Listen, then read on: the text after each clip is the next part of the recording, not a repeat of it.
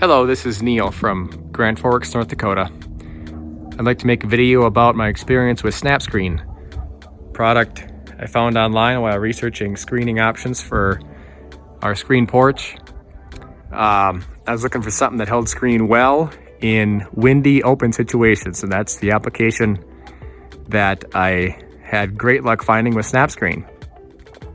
The extrusions are very, very well engineered. It's not only exactly what I was looking for, it's actually a step above. I'm on the outside here, of course, and the screws, you can't even see them. And even on the inside, the painted screws blend right in and look fantastic. Very happy with how well it holds the screen. We had some high winds the last couple of days, and the screens barely shook in the wind. Emphasis on the barely. Really holds them nice.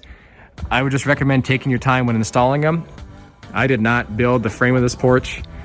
However, it's still fairly well done. There's a few areas that could be tweaked a little bit.